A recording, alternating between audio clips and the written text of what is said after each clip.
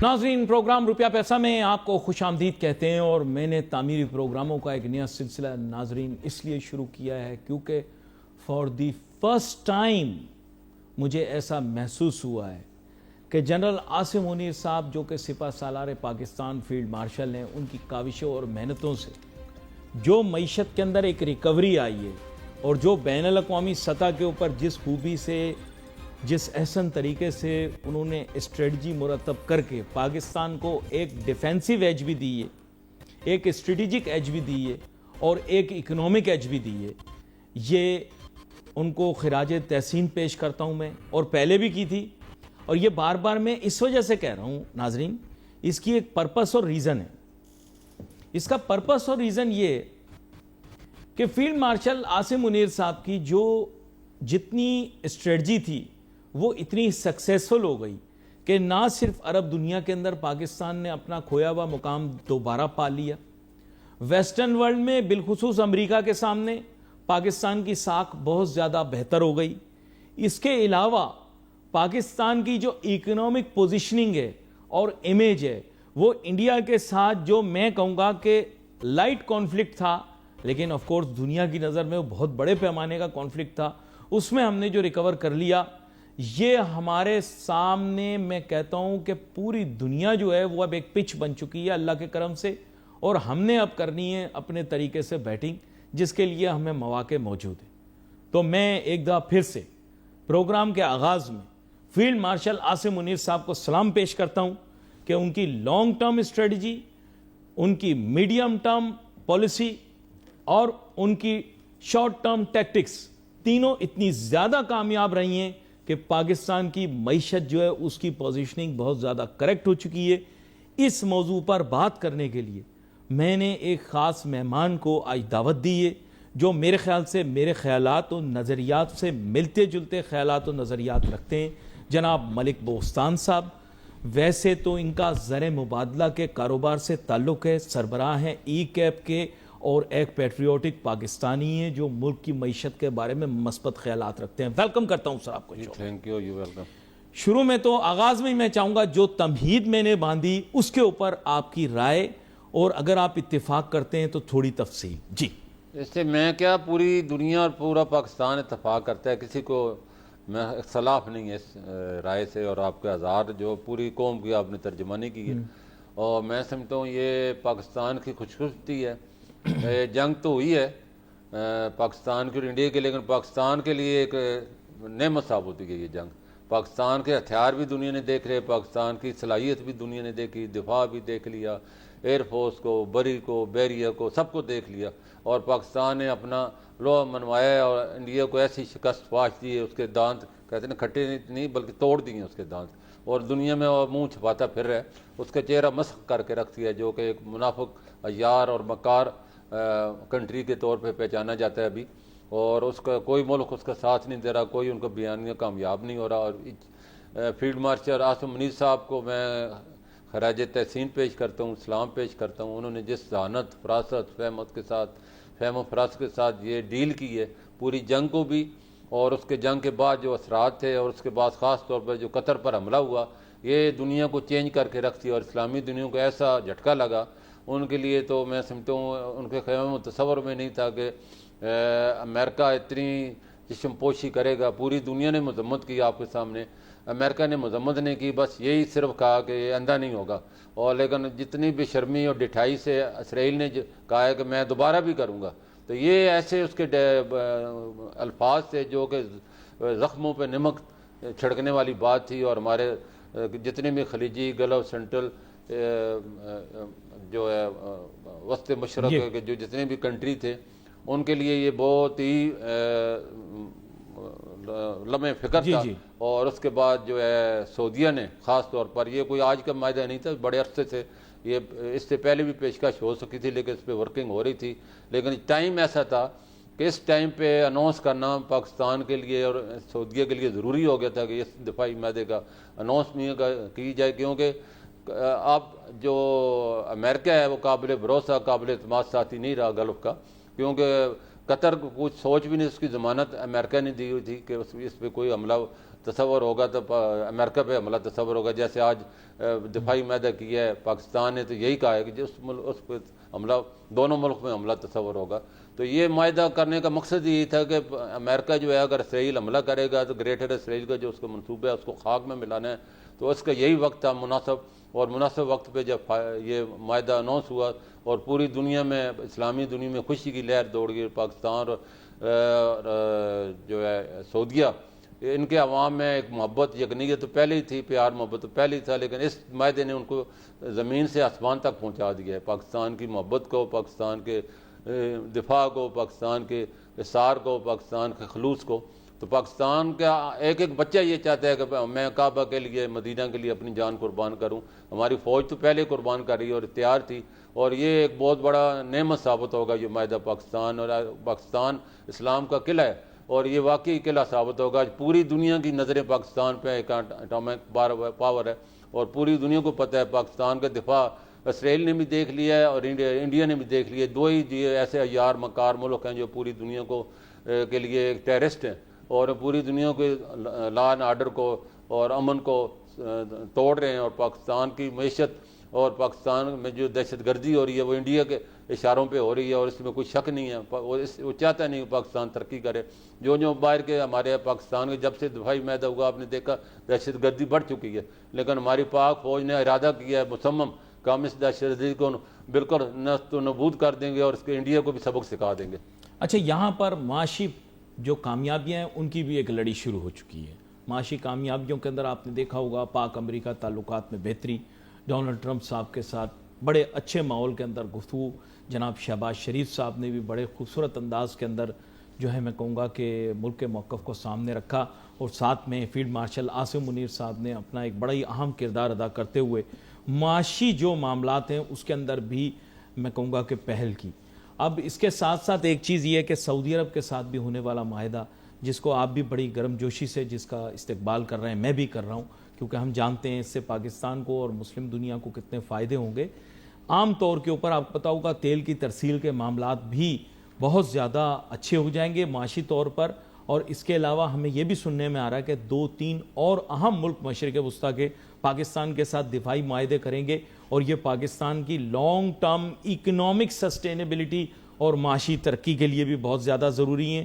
اور پاک فوج کو باصلاحیت بنانے کے لیے جو فنڈز چاہیے، جو پیسے چاہیے، ان کی بھی آسانی سے ہمیں اویلیبلٹی ہو جائے گی. تو میں چاہوں گا اس پر بھی روشنی ڈالیں، اس کے معاشی اینگل پہ. جی دیکھو، اس کا اگر امریکہ اور گلف کنٹری کا معاہدے دیکھے جائیں تو امریکہ ہر سال 1000 ارب ڈالر کا اسلحہ اور سیکورٹی فراہم کرنے کے نام پہ ان ممالک سے حاصل کرتا ہے.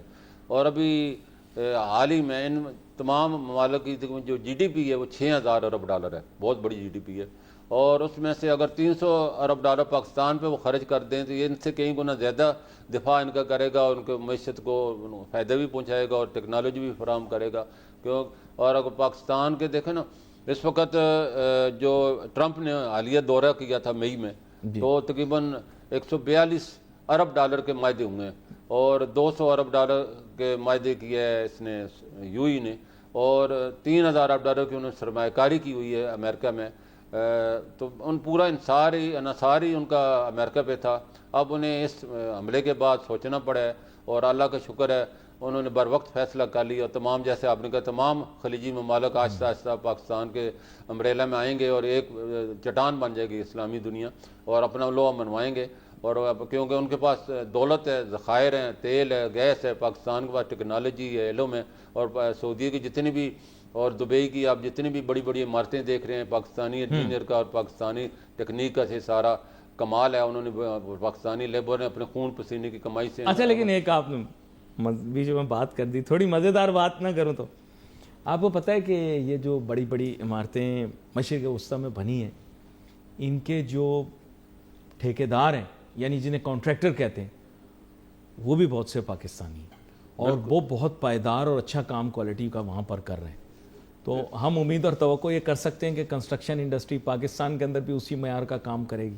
ایسی لا تعلق ایک سوال پوچھ رہا ہوں، کیونکہ آپ نے یہ بات کی ہے تو نہیں بالکل، پاکستان کے کنٹریکٹر لے لیں، پاکستان کی کنسٹرکشن کمپنیاں لے لیں، ڈیولپر لے لیں، پوری دنیا میں انہوں نے اپنا لوہا منوایا ہے۔ پاکستان میں بھی دیکھو نا، بڑے بڑے پروجیکٹ ہیں اور بڑی بڑی عمارتیں ہیں۔ پاکستان ایک دم میں جو ایشیا میں نمبر 1 پہ تھا، اور ہماری جو ابھی پلازا بنا تھا ایشیا میں سب سے بڑا پلازا یہی تھا۔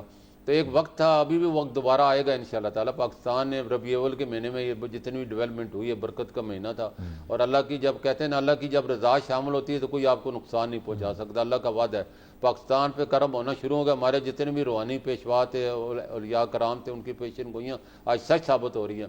سب سے پہلے بری امام صاحب کی جو پیشن گوئی تھی کہ اس وقت اسلام آباد کیپٹل نہیں بنا تھا، اور انہوں نے پیشن گوئی کی تھی یہاں پاکستان کا جو ہے وہ دارالخلافہ ہوگا، اور پاکستان کی دنیا کے اسلامی فیصلے یہاں ہوں گے۔ تو آج وہ وقت آ گیا ہے۔ اس طرح صوفی برکت صاحب نے انہوں نے کہا تھا کہ ایک وقت آئے گا پاکستان کے فیصلے پوری دنیا مانے گی، اور پاکستان کے بغیر کوئی فیصلہ نہیں ہوا۔ تو وقت اب آ چکا ہے، اور پاکستان پہ کرم کی بارش ہو چکی ہے، اور نبی پاک کے صدقے میں پاکستان کے پوری دنیا میں چرچا ہے اس وقت، اور یہ بڑی خوشائند بات ہے۔ پاکستان کی اکانومی جو ہے وہ انشاءاللہ بہتر ہوئے گی، بڑے اچھے معاہدے ہوئے ہیں سعودیہ کے ساتھ، اور یہ ایکوڈیک کا منصوبہ ہے، مائنز کا منصوبہ ہے، اور ایگریکلچر کا منصوبہ ہے۔ اسپیشل انویسٹمنٹ کونسل میں آپ ہو سکے 2 سال پہلے بڑے منصوبے MOU سائن ہو چکے ہیں، اب ان کے ایگریمنٹ ہونے ہیں، فیزیبلٹی اب ایک دو سعودیہ کا وقت آنے والا ہے، اور مجھے امید ہے کہ ایگریمنٹ ہو جائے گا۔ اس طرح امریکہ کے ساتھ بڑے، جیسے کل ہمارے وزیر اعظم صاحب اور فیلڈ مارشل عاصم منیر صاحب، شہباز شریف صاحب، بڑے اچھا انہوں نے دونوں شخصیات کو شاندار قرار دیا ہے، اور پاکستان کی بڑی تعریف کی ہے۔ اچھا، کہہ رہے ہیں مائنز اینڈ منرلز کے اندر بھی امریکہ بہت زیادہ انٹرسٹ لے رہا ہے، اور پاکستان کی مائننگ انڈسٹری کو بھی بہت زیادہ فوائد حاصل ہوں گے، ایسا ہمیں بتایا جا رہا ہے کہ امریکہ کا انٹرسٹ ہے پاکستان کی مائنز اینڈ منرلز انڈسٹری کے اندر۔ بالکل ہے، کیونکہ چائنا جو ہے اس وقت دیکھو پاکستان کو بڑے اس وقت نازک موڑ پہ کھڑا ہے۔ پاکستان کو چائنا کے ساتھ القاز بھی بہتر رکھنے ہیں، اور امریکہ کے ساتھ بھی رکھنے ہیں، بیلنس کر کے چلنے ہیں، توازن کے ساتھ رکھنے ہیں، اور امریکہ نہیں چاہتا کہ چائنا آگے بڑھے، اور پاکستان نہیں چاہتا کہ ہمارا چائنا کے ساتھ اختلاف ہو۔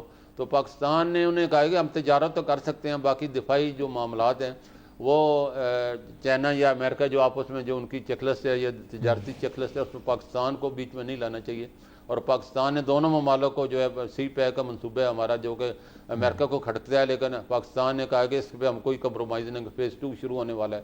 اسی طرح مائنز اور منزل میں، اور اس طرح انفارمیشن ٹیکنالوجی میں، ایگریکلچر میں، IT میں پاکستان نے کہا کہ بہت سے چانس آپ یہاں آ کر انویسٹمنٹ کریں، اور ہمارے دروازے آپ کے لیے کھلے ہیں۔ تو انہوں نے کہا ہے کہ ہم کروڑوں ڈالر پاکستان میں انویسٹمنٹ کریں گے۔ MOU سائن ہو چکے ہیں، جو ہی ایگریمنٹ سائن ہو گئے تو پاکستان کے لیے بہت بڑی کامیابی ہوگی۔ یہ بڑا اہم نقطہ ہے آپ کی طرف سے۔ آگے پاکستان کی معیشت مثبت سمت میں اپنا سفر جاری رکھے ہوئے، اس بارے میں بات ہو رہی تھی۔ اب بریک کے بعد ہم بات کریں گے ملک کے زر مبادلہ کے ذخائر کے اوپر، اور ساتھ ساتھ وہی $1 ٹریلین کوسچن جو میں ہمیشہ پوچھتا ہوں کہ ڈالر کی قدر اب کیا ہوگی۔ لیکن شروع کرتے ہیں ملک صاحب، بات یہ ہے کہ پاکستان کے زر مبادلہ کے ذخائر میں قدرے بہتری دیکھنے کو ملی ہے، اور حکومتی ذرائع کا یہ کہنا ہے کہ حالیہ تاریخ اور ادوار کے اندر پاکستان کے زر مبادلہ کے ذخائر جو ہیں وہ ریکارڈ سطح پر پہنچ چکے ہیں۔ یہ صحیح ہے؟ اس کی اصلاح بھی کریں اور ہمیں بتائیں بھی۔ جی، میں سمجھتا ہوں پاکستان نے بہت بڑے پیمانے پہ اپنے ریزرو میں اضافہ کیا ہے۔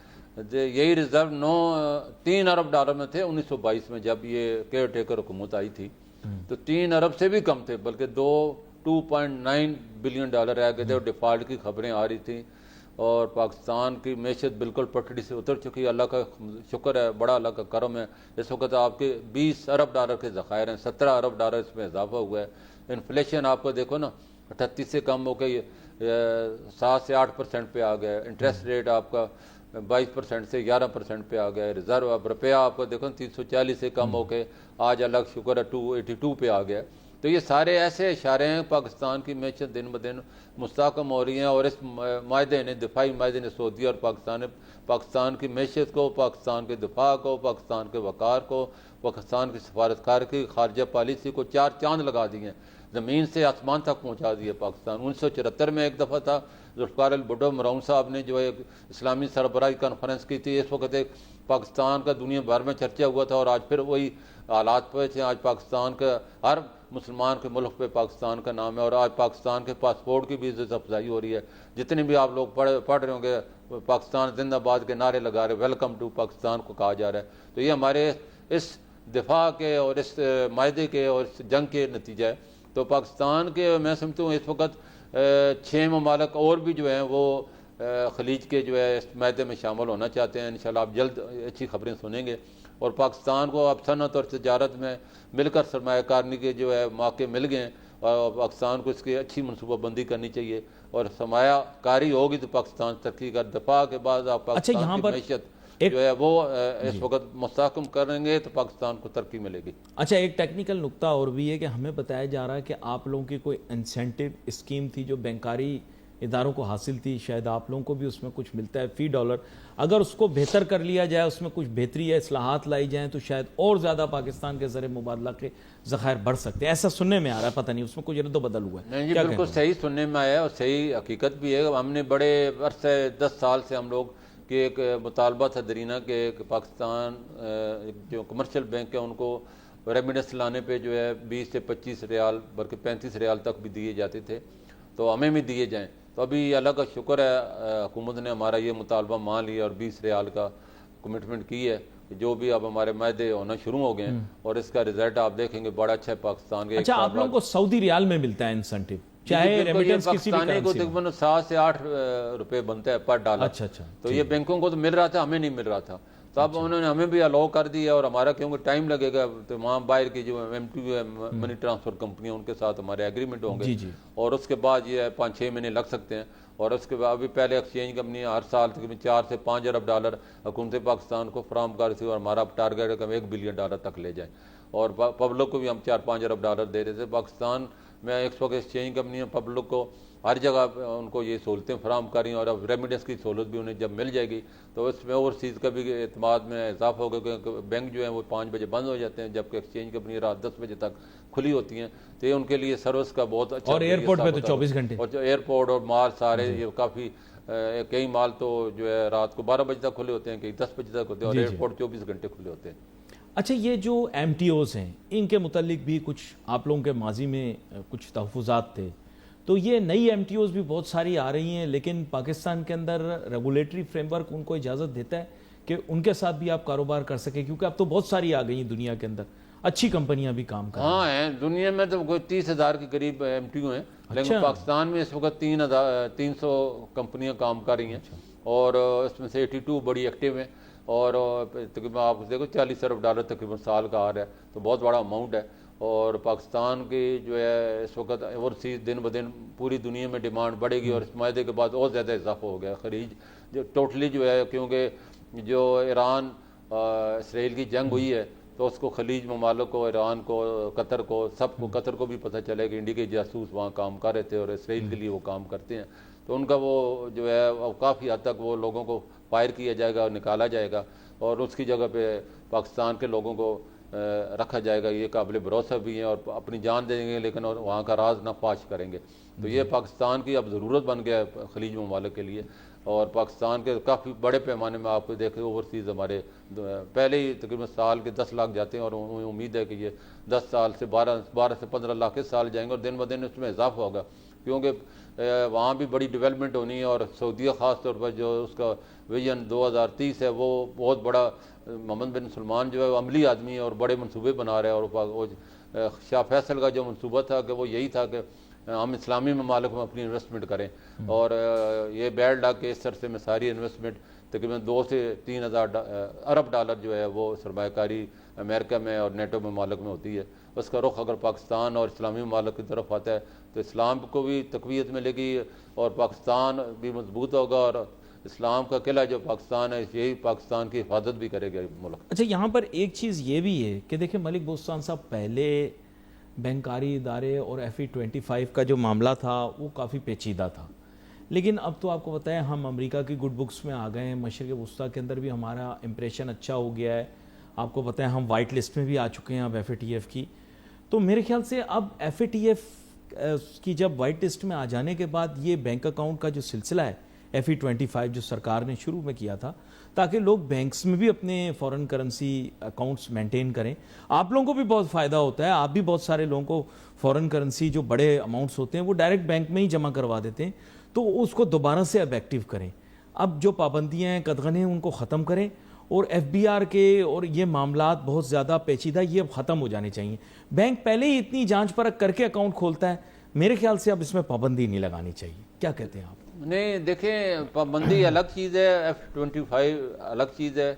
ہماری جو کرنسی ہے وہ فلی فلوڈ نہیں ہے. دیکھو یہ ٹیکنیکل ایک فائنینشیل لینگویج ہے, عام آدمی فلوڈ کو نہیں سمجھتا. فلوڈ کا جو میں تفصیل بتانا جو عام آدمی کو سمجھے, فلوڈ کا مطلب یہ ہوتا ہے وہ کرنسی لوکل کرنسی جو کہ فارن ایکسچینج میں کنورٹ ہو جائے اس کو فلوڈ کہا جائے, فلی فلوڈ کہا جاتا ہے. ہماری اس وقت جو کرنسی ہے وہ فلی فلوڈ نہیں ہے. مثال کے طور پہ آپ کا کسی بینک میں 1 لاکھ پاکستانی پڑا ہے یا 1 کروڑ پڑا ہے, تو وہ آپ چاہتے ہیں کہ میں اس کو ڈالر میں کنورٹ کروں تو وہ آپ کر نہیں سکتے, آپ کو مارکیٹ سے ڈالر خریدنا پڑتا ہے. اگر فلی فلوڈ ہو تو وہ آپ اپنے بینکر کو کہیں گے جی میرے یہ پیسے ہیں, آج کا کیا ریٹ ہے انٹر بینک کا, وہ کہ جی یہ ریٹ ہے, تو وہ آپ کو پیسے کو ڈالر میں کنورٹ کر دے گا, ریال میں کنورٹ کر دے گا, درہم میں کنورٹ کر دے گا, یورو میں کر دے گا, پاؤنڈ میں, جو آپ ڈائریکٹلی نہیں کر سکتا, تو اس کو فلی فلوڈ کہا جاتا ہے. تو ہمارے کیونکہ ریزرو اتنے کم ہے, انٹرنیشنل منی مارکیٹ میں کم از کم 100 ارب ڈالر ہوں تو تب جا کے آپ فلوڈ کی طرف جا سکتے ہیں. تو ہمارا انٹر بینک میں تو فلوٹ ہے, لیکن فری مارکیٹ اور اکاؤنٹ ٹو اکاؤنٹ پرسنل کے اکاؤنٹ ہولڈر کے لیے نہیں ہے. تو یہ اور آپ لوگوں کو ڈپازٹ لینے کی اجازت نہیں ہے منی چینجروں کو, دیکھو آپ لوگوں کو ایکسچینج کمپنیوں کو ڈپازٹ لینے کی اجازت نہیں ہے. نہیں ہمیں اجازت نہیں ہے, ہونے بھی نہیں چاہیے, بینک جو اس کے لیے ہے. لیکن اس کا یہ ہے کہ اگر جیسے آپ نے کہا کہ جتنی بھی اس وقت پابندیاں لگائی گئی ہیں پاکستان کو ریزرو کو روکنے کے لیے لگائی گئی ہیں, تب بھی آپ کا ریزرو 3 ارب ڈالر سے بڑھ کے آج 20 ارب ڈالر پر پہنچ گیا. اگر یہ پابندیاں اسی طرح ہٹا دی جاتی ہیں جس طرح آپ کہہ رہے ہیں, تو اس وقت میں آپ کو بتاتا چلوں پچھلے 30 سال میں پاکستان سے جو انٹر بینک سے بینکنگ چینل سے 180 ارب ڈالر روپیہ کنورٹ ہوا ہے اسی FE20 اسکیم کے تحت, FE25 کے تحت, اور ہمارے قرضے 130 ارب ڈالر میں, تو 50 ارب ڈالر فالتو چلا گیا. اس وجہ سے مجبوراً یہ جو ہے پابندیاں لگائی گئی ہیں. جو ہی ہمارے ریزرو بہتر ہوئیں گے, اللہ کرے کہ جلد ہو جائیں, تو 60-70 ارب ڈالر تک جائیں گے تو حکومت دوبارہ یہ پابندیاں ہٹا دے گی اور آدمی کو ہو سکتا ہے فلوٹ بھی کر دے. تو اللہ کرے. بول رہے ہیں تو میں کہنے لگا تھا کہ آپ کے شیرہ آپ نے اتنی اچھی بات کی کہ 60-70 ارب ڈالر ہو جائے, اور میرے خیال ابھی یہ مذائقہ خیز لگ رہی ہوگی بات, لیکن یہ ریالٹی بھی ہو سکتی ہے, یہ ریالٹی بھی ہو سکتی ہے. میں آپ کی بات کو کاٹ رہا ہوں, ایسی بات نہیں, مذائقہ خیز نہیں. ایک وقت پاکستان مائنس میں تھا, 400 ملین ڈالر ریزرو رہ گئے تھے, اور کوئی کہتے تھے پاکستان کے ریزرو 10 ارب ڈالر کا رہتے تھے. آپ کی طرح وہ 28 مئی کے بعد, ہاں, تو لوگ کہتے تھے یہ تو بس لطیف ہے اور کچھ نہیں, مذائقہ خیز بات آپ کریں. آج اللہ کا شکر ہے 20 ارب ڈالر ہے, تو یہ 20 سے 40 بھی ہو سکتے ہیں, 40 سے 60 بھی ہو سکتے ہیں. پاکستان کو اللہ نے اتنے وسائل دیے ہیں, وسائل سے مالا مال ہے. صرف گڈ گورننس آ جائے, لا اینڈ آرڈر بہتر ہے, دہشت گردی ختم ہو جائے, پاکستان میں کہتا ہوں باہر جانے کی ہمیں ضرور, لوگ پاکستان میں آئیں گے انشاءاللہ تعالی. نہیں, یہ تو آپ ہمیشہ سے ہی میں نے دیکھا ہے, you have been very positive. آپ نے کئی مرتبہ یہ بات کی بھی, اور بہت دفعہ آپ نے نعرہ بھی لگایا, ہمارے پروگرام میں بھی یہی بات کی آپ نے کہ مضبوط روپیہ مضبوط پاکستان. لیکن یہ کہ سب بزنس مین آپ جیسی ویژن رکھیں تو پھر بات ہے, اگر ایکسپورٹرز کی, کمرشل بینکس کی, ان کی بھی یہی ویژن بن جائے تو پھر ضرور ملک کے اندر اس طرح کی چیزیں کرنا آسان ہو جائے گا. ملک بوستان صاحب پروگرام میں آئیں اور ہم ڈالر کی قدر کے متعلق بات نہ کریں, ایسا تو ہو نہیں سکتا. پچھلی دفعہ پروگرام میں آئے تھے تو میں نے ان پہ بڑا دباؤ ڈالا کہ کسی طرح یہ میری بات کو مان جائیں کہ ڈالر کی قدر میں بڑی تیزی سے اضافہ ہو رہا ہے. ہمارے جو ٹریڈ بیلنس ہے اور کرنٹ اکاؤنٹ بیلنس ہے اس کی پوزیشن کے اوپر حکومت کو توجہ دینی چاہیے. لیکن انہوں نے کہا کہ اکنامک فیکٹرز تو اپنی جگہ ہیں, لیکن ان لوگوں کی کاوشیں اور کوششیں اپنی جگہ جاری ہیں کہ کسی طرح ڈالر کے ریٹ میں اور روپی کے مطلب روپی ڈالر پیریٹی جو ہے اس کے استحکام کے لیے کام کریں. میں واقعی میں حیران ہوں کہ اب ان لوگوں نے پتہ نہیں کیا کاوشیں کوششیں کی کہ انہوں نے اکنامک ریئلٹیز کو بھی سرپاس کرتے ہوئے کسی طرح ڈالر کو کنٹرول کر لیا. ہاں جی ملک بوستان صاحب, کیا آپ نے یہ کس طرح کیا, یہ پہلے یہ سمجھائیں آپ. کیا جادو جگایا ہے؟ ہم نے جادو نہیں جگایا, اللہ کا کرم ہے, نبی پاک کا صدقہ ہے, ہمارا کوئی کمال نہیں ہے. ہم نے صرف کیونکہ جو بلیک مافیا تھی اور ہنڈی حوالہ آپریٹر تھے یہ بہت زیادہ ان کی دیدہ دلیری تھی اور یہ ایکسچینج کمپنی کے مارکیٹوں کے باہر آ کے کھڑے ہو گئے تھے. ہمارا جو بھی کلائنٹ آتا تھا اس کو یہ گھیر کے لے جاتے تھے اپنے خفیہ ٹھکانوں میں. تو ہمیں اس لیے خفیہ ایجنسیوں سے پھر رابطہ کرنا پڑا اور خفیہ ٹھکانوں کو خفیہ ایجنسی ڈھونڈ سکتی ہیں اور کوئی نہیں ڈھونڈ سکتا. تو ہم آئی آفیشیل ساتھ ہم نے اسلام آباد میں میٹنگ کی جو کہ پوری میڈیا پہ آیا تھا, آپ نے پڑھا ہوگا.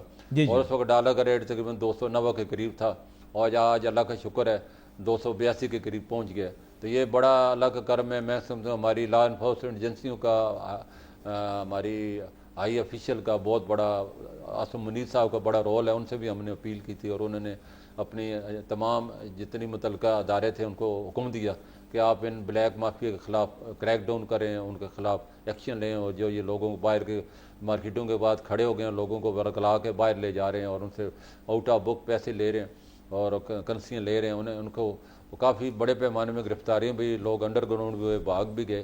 اور اس کا نتیجہ ہے کہ جو اسمگلنگ تھی وہ رک گئی, جو بارڈر پہ ایران پہ اور افغانستان میں دوبارہ شروع ہو گئی تھی وہ رک چکی ہے. اس وقت بارڈر سارے سیل ہیں اور ہماری ایجنسیوں نے بڑا اہم رول ادا کیا اور جس کی وجہ سے جو ہی بلیک مارکیٹ کا وجود ختم ہوا اور اس کے بعد آفیشیل مارکیٹ بڑھی اور اس کے بعد آپ نے دیکھا ڈالر کا ریٹ 290 سے کم ہو کے 282 پہ 10. اچھا ملک بوستان صاحب, اور انشاءاللہ اور بھی گرے گا. ملک بوستان صاحب ایک لقمہ آپ کو اس میں اور بھی دینا تھا کہ کنسٹرکشن انڈسٹری کو جو فائدہ ہوا ہمارے ملک سے ہوا, ان لوگوں نے, بہت سارے لوگوں نے بڑی تیزی سے ترقی کی. میں کہتا ہوں ملک کے اندر مشکل حالات آتے ہیں, آپ بھی کام کر رہے ہیں, ہم بھی کام کر رہے ہیں اور بھی بہت سارے انڈسٹریلسٹ کام کر رہے ہیں. کنسٹرکشن انڈسٹری کے کچھ چیدہ کھلاڑی اگر دوسرے ممالک چلے بھی جاتے ہیں تو وہاں کے لیے کام کریں. یہاں کے فنڈز کو وہاں منتقل کرنا غیر ذمہ دارانہ, اس کے اوپر پہلے بھی میں نے آپ کا بیان سنا ہے ایک میڈیا پر, لیکن میں چاہوں گا اس بارے میں بھی آپ اپنی رائے دیں کہ جس ملک نے اتنی ترقی دی, اتنی کامیابی دی, وہاں سے پیسے کیوں ٹرانسفر کرنا چاہ رہے ہیں؟ دیکھو جی, یہ ہماری بدقسمتی ہے اور ہماری ایجنسیوں کی لاپرواہی ہے اور نااہلی. میں تو کہوں گا کہ اس وقت پاکستان میں اگر کسی نے پیسہ کمانا ہے, بنانا ہے اور باہر لے جانا ہے, اور سب سے آسان رستہ جو ہے کہ آپ ڈیولپر کمپنی بنائیں, کوئی بھی کسی بھی اپنا اناؤنس کریں کہ آپ یہ ٹاؤن بنا رہے ہیں یا فلیٹ بنا رہے ہیں یا بلڈنگ بنا رہے ہیں یا شاپنگ مال بنا رہے ہیں, تو کوئی پوچھنے والا نہیں ہے کہ آپ کے پاس سرمایہ کدھر ہے, آپ کے پاس اتنے پیسے ہیں, آپ کا پیسہ کہاں سے لائیں گے. پوری دنیا میں 30% جب تک آپ ڈیولپ نہیں کرتے آپ کو اناؤنس کرنے کی اجازت ہی نہیں ہے. ہمارا ویز ملک ہے, آپ کے پاس 1 روپیہ نہیں ہے, آپ کسی سے ادھار پہ زمین کا معاہدہ ہی کر لیں, خریدنے کی دور کی بات ہے. کسی سے بھی 100 کنال کی زمین کا 200 کنال کا معاہدہ کریں اور پورا ٹاؤن اناؤنس کر دیں اور فائلیں بیچنے, فائلیں اس کی بنتی ہیں, اگر فرض کی 25 فائلیں بنتی ہیں تو 25,000 بیچ دیں, کوئی پوچھنے والا نہیں ہے.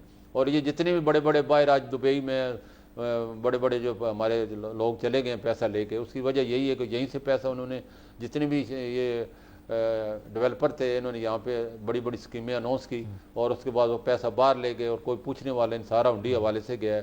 اب بھی قانون تو یہ ہے کہ جو بھی پیسہ باہر کسی جگہ پر پاکستانی کوئی ڈیولپمنٹ کر رہا ہے تو آپ اس سے پوچھ سکتے ہیں یہ پیسہ آپ کو منی ٹرائل دیں, اور منی ٹرائل اگر آپ دے دیتے ہیں تو ٹھیک ہے, نہیں دیتے تو وہ پیسہ پاکستان حکومت لے سکتی ہے. قانون ہے پوری دنیا جس میں پاکستان نے بھی UN کا لا ہے, تو حکومت کو اس لا کو امپلیمنٹ کرنا چاہیے. جن بھی باہر پاکستانیوں نے باہر جا کے یہ اسکیمیں اناؤنس کر رہے ہیں اور بڑے بڑے خربوں روپے لگا رہے ہیں, ان سے منی ٹرائل لیا جائے. اور باہر جنہوں نے پراپرٹیاں لی ہوئی ہیں, آپ کو پتہ ہے دبئی لیگ بڑی بڑی پراپرٹی ہیں لوگوں کی, اور اسی طرح پاکستانیوں نے جو پیسہ یہاں سے لوٹ کر لے گئے ہیں وہ واپس لایا جائے. تو پاکستان کو تو میں سب کسی سے قرض لینے کی ضرورت ہی نہیں ہے.